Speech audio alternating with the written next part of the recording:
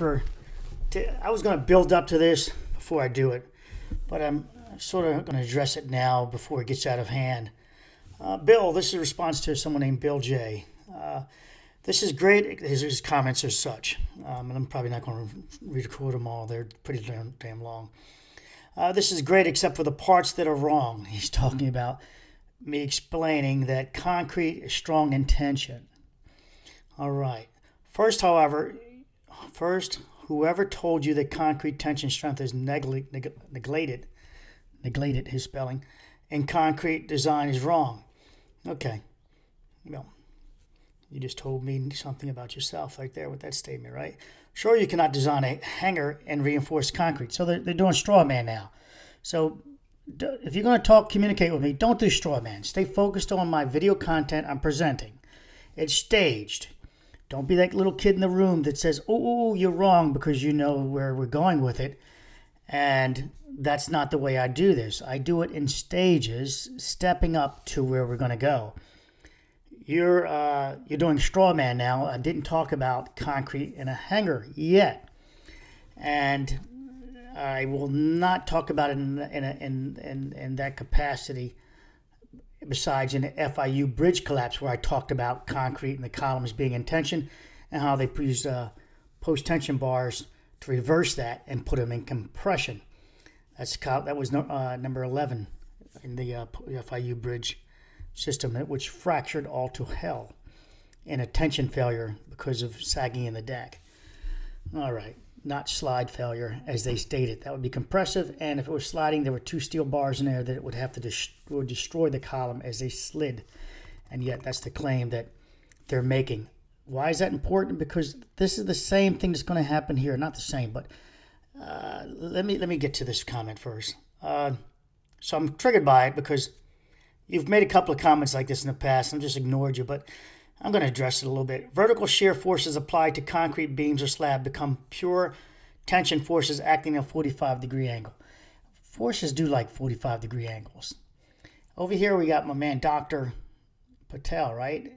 And there's your 45 also. That makes it easy for me to triangulate that for you, not just me stating it. Okay, second, you already said in your video that concrete is not strong in tension. You said 10-1. It's a rough percentage, 10-1. It could change based on what I'm going to get to you at over the many videos we're going to post. And I'm going to show you that formula is wrong. This depends on the concrete, but average concrete use, I don't know about average concrete, dude. Chill out.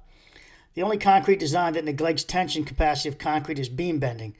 And they're making this as a matter of fact. The only concrete that negates, this is just, you're off the deep end now. We don't want our buildings limited to 1-to-9 strength ratio, talking about tension. Here it is. By the time enough load is added to, okay, this is what he states. By the time enough load is added to get the reinforcing working, the concrete is already cracked and is no longer adding any strength. And I'm going to show you that even though you have a crack, your concrete is needed. It's 100% needed to maintain the discipline, to maintain that separation, that crack. Did it already when I showed you the concrete staple videos, and I stepped it up to about maybe 5 videos. The last one explains it when I put the epoxy in it, and I explained to you why it's so important. I'll get to that in another video. I do a wrap around in a circle again. So I didn't want to post this person's comment because Google held it up, but because it's misleading, but it's wrong, and so I'll address it here. So this is where I remember I said I want to turn concrete on its head. So this is because this is the training, all right? Dr. Patel is saying this also. Shear failures in a 45-degree angle. Watch how I show you it's not in a 45-degree angle. Now, in this, he's showing it just presents as a 45-degree angle. But it's amazing, right, how I'm going to simply state this. So, again, it presents as a 45-degree angle. But it's a result of, and he's actually stumbled onto it right here, it's a result of multiple fractures. And I'll come back to that image in a second. That's my tip for you. You know I like giving Columbo tips before I do it.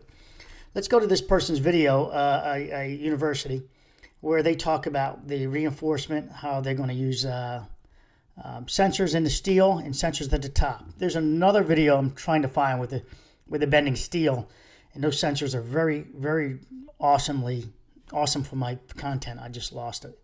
I have to find it. Lost it weeks ago. It is subject to the 4-point loading as shown here. 4-point loading. The 1, load is applied through 2, hydraulic 3, cylinder. 4.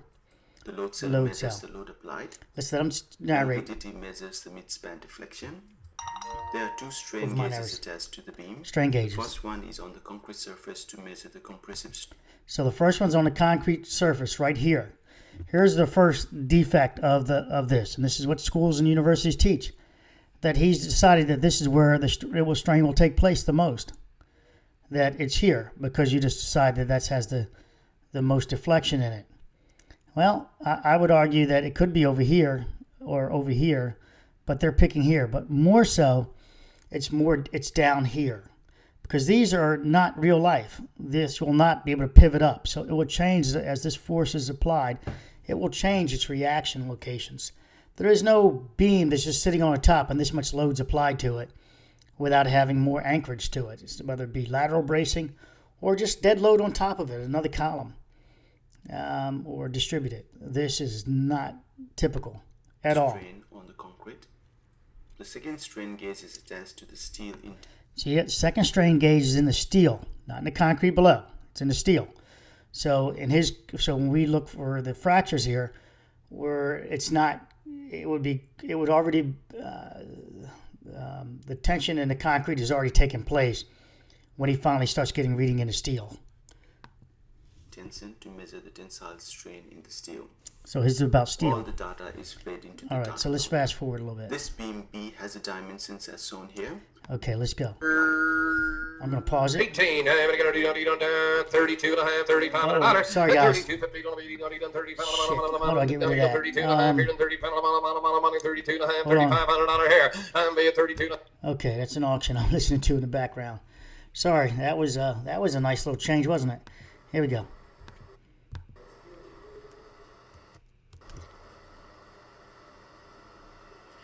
All right, so there they're loading. There is the 45 that Dr. Patel speaks of and the one viewer is making a comment on. So here's your 45, all right?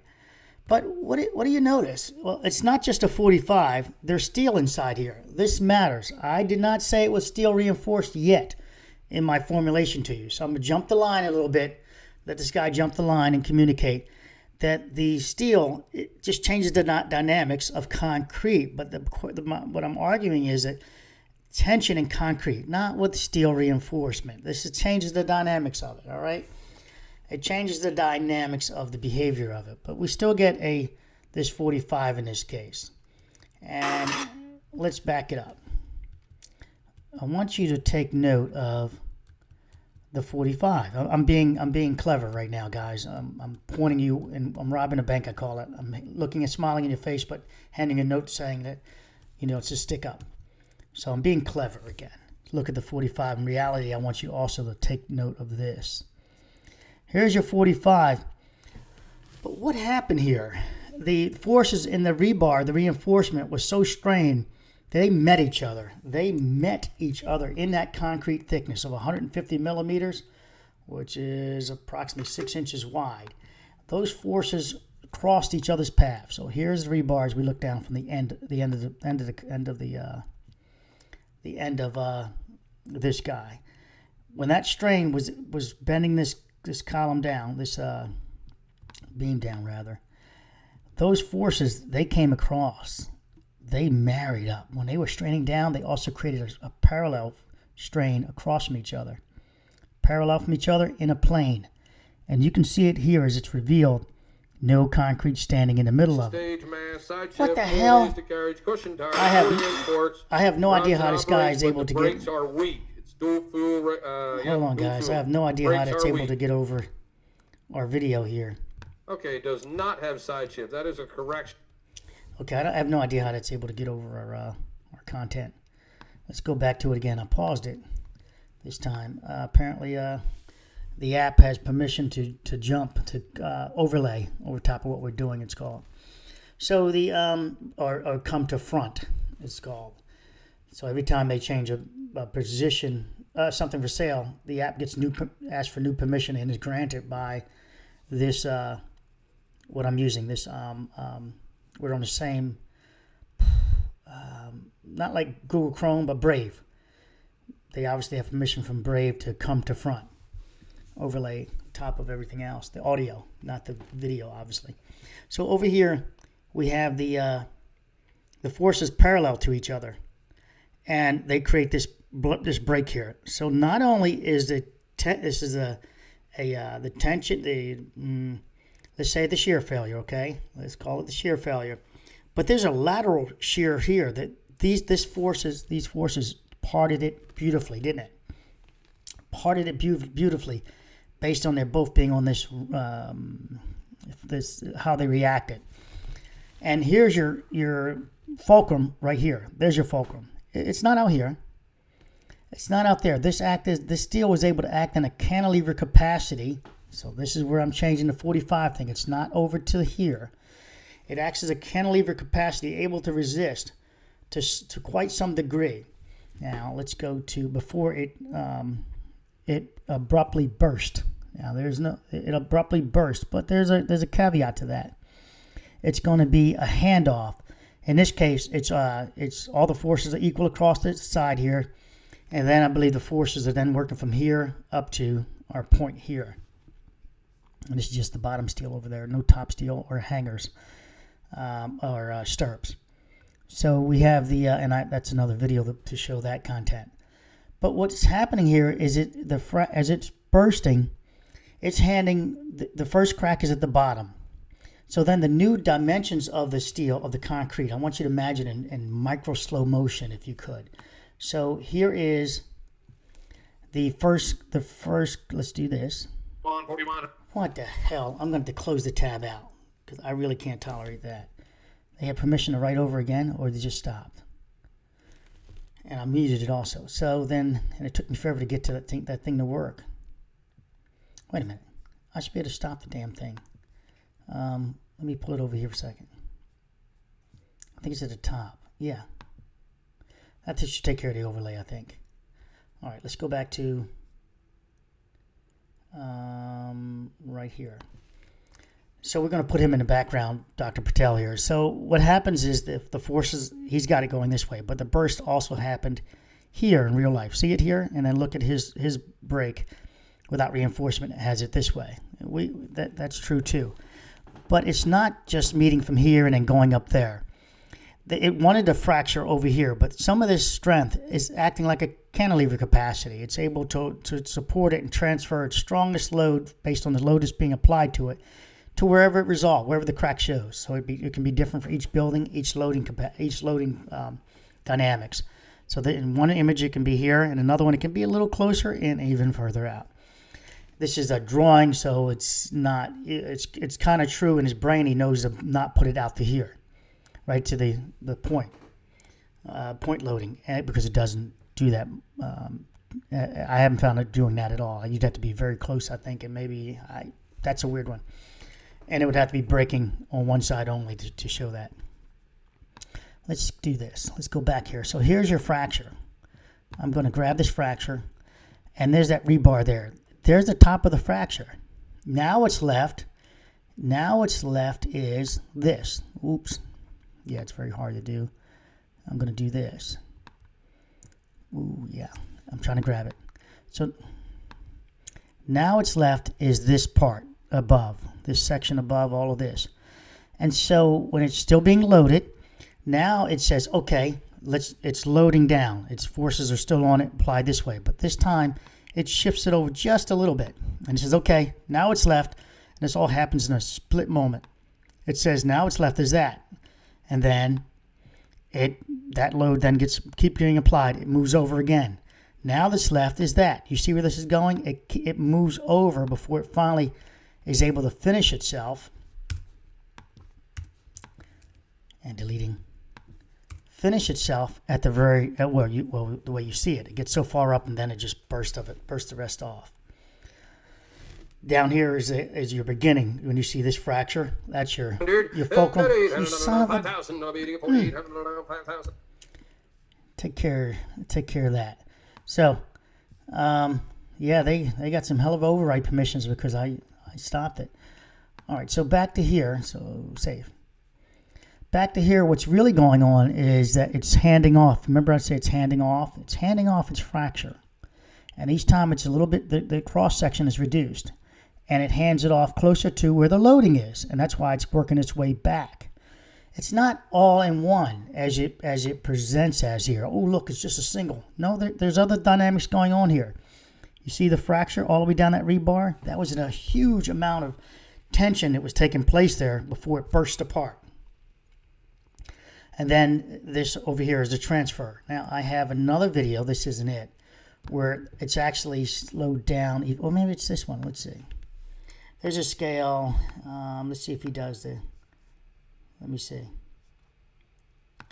Let's go here. Yeah, all right. So then let's go back because I think he slows this one down. Then I slow down his slow down.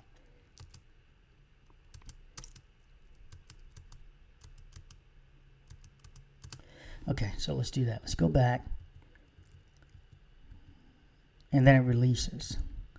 And it's kind of random which side. And it's not really random. It's based on the configuration of the stone and paste. Because that's where you're getting your strength from. The rebar is consistent. Okay.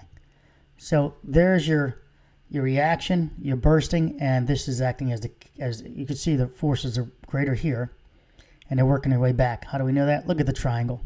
Look at the V shape. The forces aren't as great out there, and it's closing up here. It will still eject it a little bit, but the forces are here, and it's two directions, here and here, trying to transfer over to here to the side. Okay, and then it's finished off. There's the rest of the fulcrum bending with the steel there, and just burst the cover off, and the rebar is pretty flat besides the bend right there, showing that the forces are just so great in that steel. The bond strength was trying to hold on, and all that built up energy, once it exceeded the ability of this, it failed in what? A brittle fracture. A brittle fracture, as you can see, the bursting of it.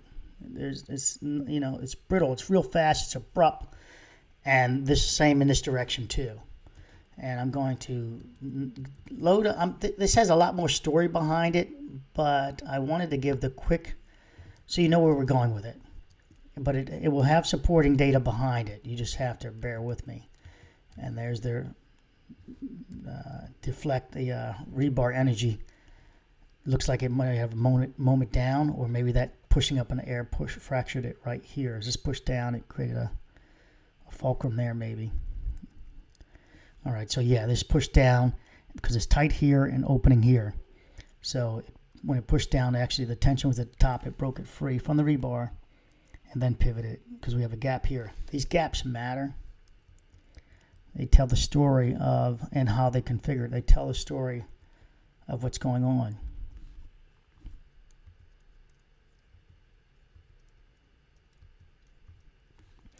So again, I want you to think of it that way. It hands it off all the way up. Let's see if we get lucky. And do they give me anything down below? They do not.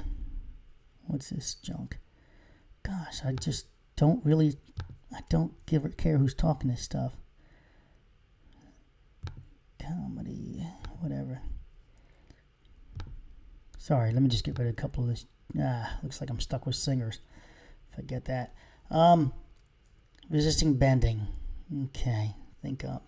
We'll pass on that. I want to see let's see, find if we can find one more video.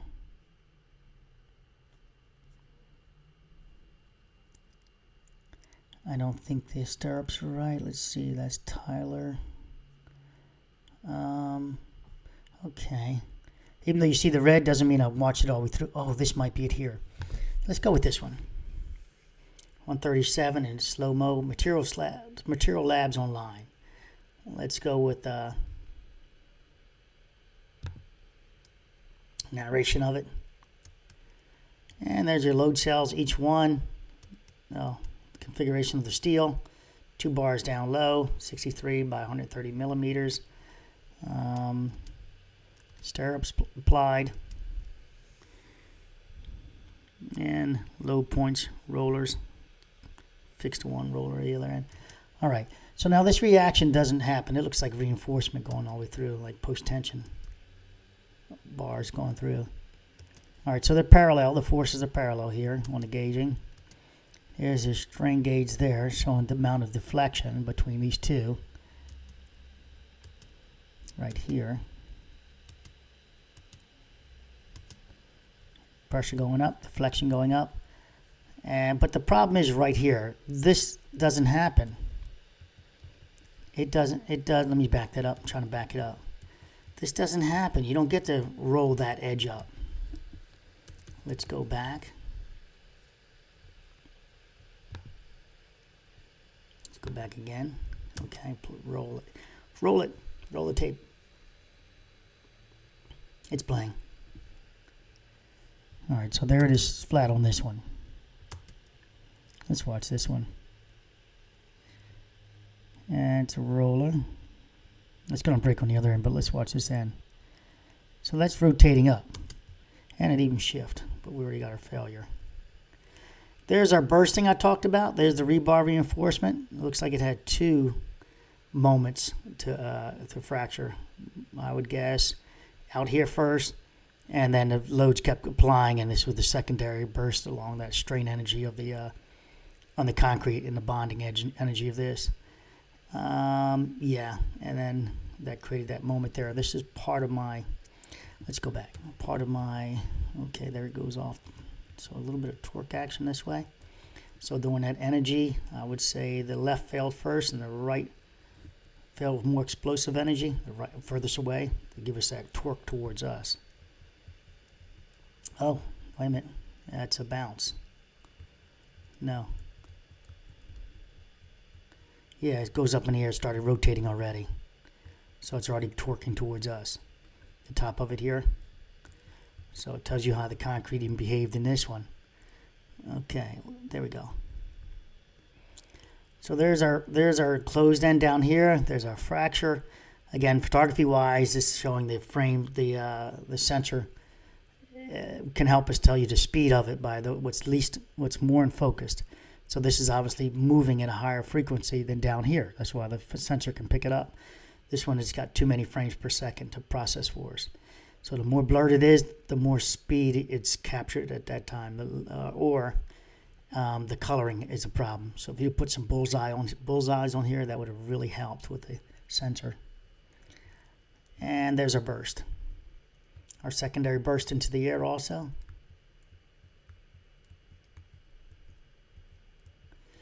And there's the fracture going down. And now this energy from here to here is meeting, but it has a path, a weak path, and that's that fracture that's already developed here. And it steps over. See how it goes there? And then just steps over. That's why you see these cracks like this. You're like, I don't know how it moved over. Because it's a new load path. So this is what's remaining. Before this fracture here develops, what's remaining is this section here. What is contrary to it is the forces going down here, resisting by the reinforcement here, including the energy of it being able to hold internally. And it then says, okay, with that force, let's go find it. And so it starts moving towards it, and then again and again and again, thousands of times, or whatever you want to think of it as it works its way to a final point where it just finishes the fracture, meeting each other, like the rebar. It meets down at the bottom, parallel to each other. See the roller move? See, so that's not true. You don't have it would be pinned at the top here. It would be restrained at the top if this was in, typical beam.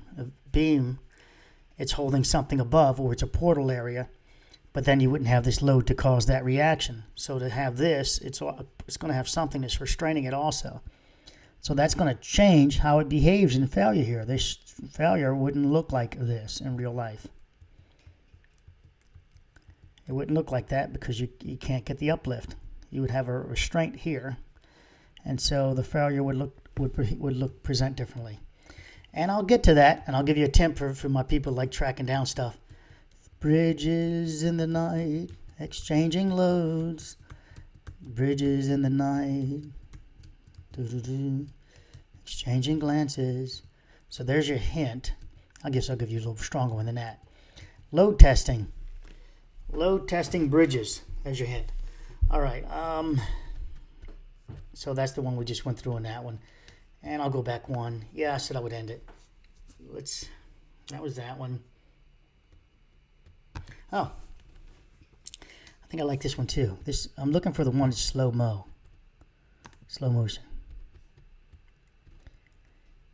And then I can slow it down even more. So there's their point loading. Looks like a triangle point load, like really like amazing amount of point loading that would never happen. There we go. There's my fracture developing right here. Let's back that up.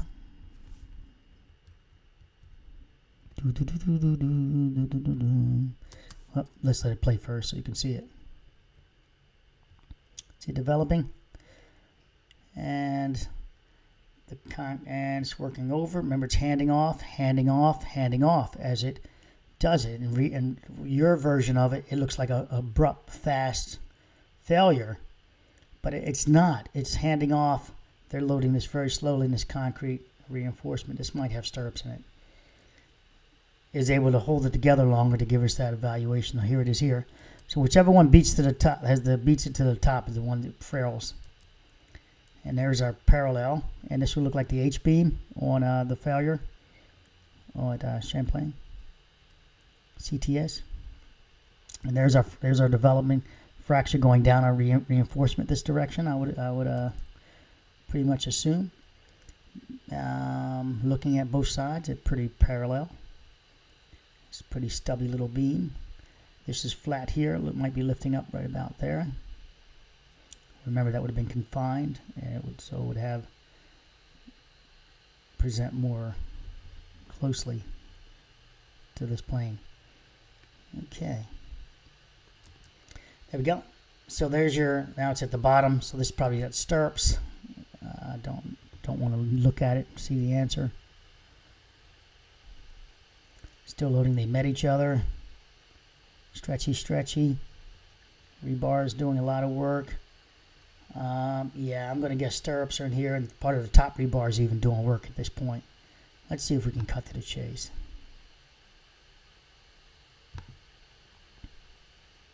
Nope. All right, so back here. There we go. Backing up. Back it up. Looking at the fracture here. Okay.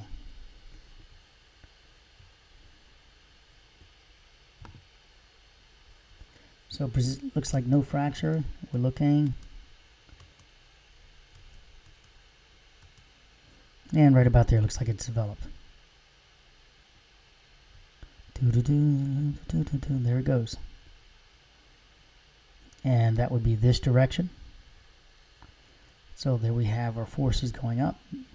Just handing off. Let's see if you can observe the handoff. See, it's nothing there. And so the fracture starts down here. More loading is applied. It's a new dynamics to it. And there's a force multiplier going on here. So here's the force multiplier part that I want you to understand with this fracture. Okay, so let's draw in the fracture first. So here's the steel. Let's just put it in there like that. All right, so there's your steel. And then let's put in different color. We'll put in green. And then we'll put in my next piece. That'll be the fracture, and we'll do that in yellow. All right, so there's there. This is what's left now. What's left is this. This is the new beam-ish. Hold on. On this side of this side, as this tries to bend down, there's a much larger compression over here as the fulcrum is created right here above the crack. Not below it. The steel is trying to transfer it and share it behind it, like a reach around, if you will. Share it behind it, like in a strong back capacity. But as it stretches, the fulcrum being here, it's more compression going right here in this zone, and then that compression, along with this loading, starts shifting. Starts, yeah, great. starts shifting and meeting each other because the two forces are meeting, doop, doop, doop, doop, doop, doop, doop, and it steps up. All right, let's make that smaller.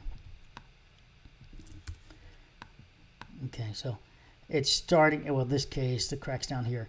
So the zone is, in this case, from here to here, but I would visualize okay. So here's the crack. The compression, let's move this over, is right about there. This side of the concrete, allow me a little liberty on my shapes. If you think of this is the fulcrum now, right here, and the steel at the bottom is that staple video I showed you. And I showed you also in that video that if you don't close this up, well, this clearly can butterfly, right? It can clearly butterfly.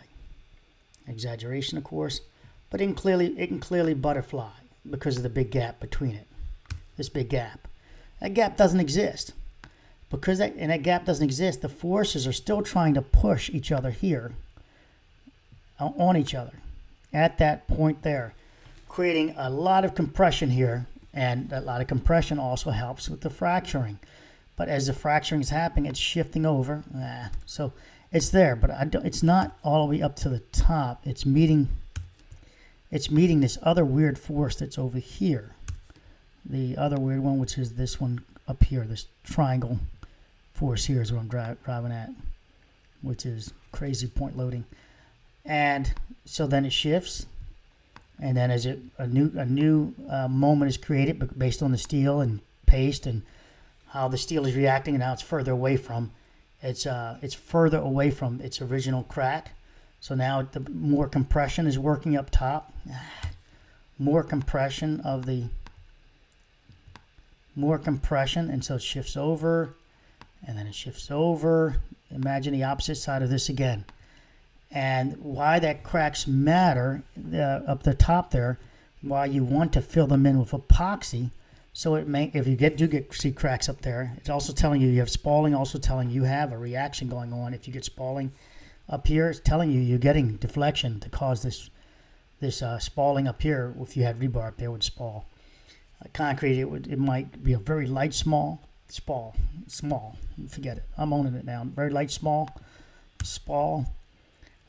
Flaking, and that's just explaining that, oh, we're getting some internal fractures going, pressure in here, causing the concrete to flake off. So it's moving over, but remember, as this cracks moves up and over, this steel is going to be reacting, behaving differently.